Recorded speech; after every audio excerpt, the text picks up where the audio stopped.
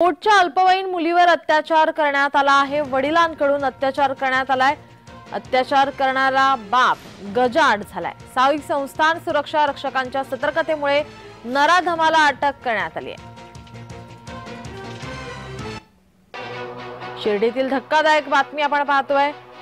अल्पवयीन मुलीवर अत्याचार करणारा बाप गजाआड झालाय।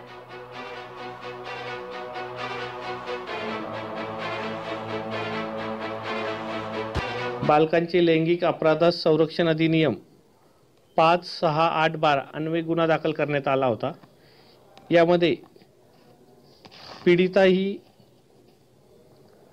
16 वर्षाची असून ती सध्या 7 महिन्याची गरोदर आहे। पीडितेचे वडील वय वर्ष 50 यांनी तिच्यावरती एप्रिल महिन्यापासून वारंवार बलात्कार करून तिला गरोदर केलेला आहे। या अनुषंगाने सदरचा गुन्हा दाखल होता।